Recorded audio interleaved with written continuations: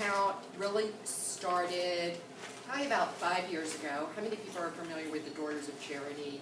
It's a fabulous Catholic organization run by a group of sisters, and they fund only services for seniors. So when we need money, we go to the Daughters of Charity.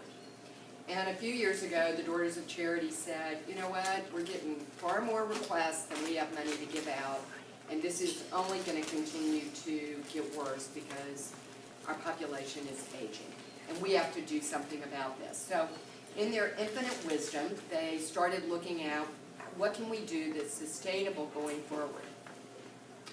Missouri, 25 years ago, passed a piece of legislation that said counties can vote to create a senior service fund. And it came up with all the guidelines for what that would look like. 51 counties across the state have passed and now have in place a senior service fund. And the fund must go to support people who are living in the community, and it must go to support individuals over the age of 60. It will be run by a commission which will be appointed and established by the county council, the city council if it passes in the city of St. Louis. So what this is paid for in other groups across the state, it is paid for home delivered meals, it is paid for in-home services, it's paid for transportation, it's paid for respite care assistance. I will tell you the Alzheimer's Association runs a respite care program. The program is designed to give caregivers a break when they're exhausted from caring for their loved ones with Alzheimer's. It's such a popular program that we do not advertise it or really talk about it because people wait for over a year to get assistance. So that is one example of how this fund could potentially help to alleviate that pressure. So if this fund passes in St. Louis City, St. Louis County, and St. Charles County, it will create annual revenue of about $18 million to go into this fund to expand services such as those that I just talked about. For St. Louis County alone, it's projected to be about $10 million.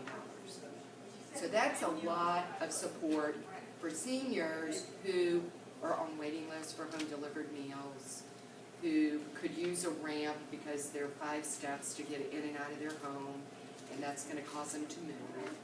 It can go for those kind of services going forward. So this is a light property tax. It's a 5-cent property tax.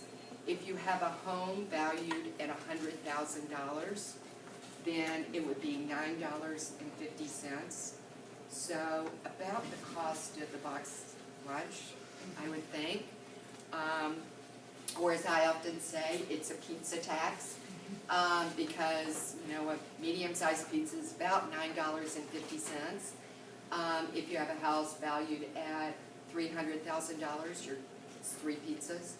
It's about $30. If you look at what it costs for 1 day in adult daycare, about $75 a day. If you look at what it costs for 1 hour of in-home attendant care, it's $20 plus. So if you have a house valued at $200,000, what you're paying is equivalent to about 1 hour of in-home attendant care. So we feel it's really a good return on investment. A number of organizations have come together on the steering committee called Seniors Count to kind of provide guidance in moving PropS forward. BJC, SSM, Mercy are on that steering committee, as is Lutheran Senior Services, the Alzheimer's Association, the area agencies on age of Bethesda, and others. So it's got a broad base of support from community partners. What it doesn't have is someone who said, here's $1 million to underwrite this campaign. So as a result of that, this is very grassroots, and that's why I'm standing in front of you today, because it's doing a lot of speaking engagement and trying to get the word out through our community about what this will do and how it will help seniors. So we are asking for your support. If you support Prop S, and we have lots of these small fundraisers. If you would like to take more of these to have in your office or to share with co-workers or to share with your neighbors or through your congregation, there's some available.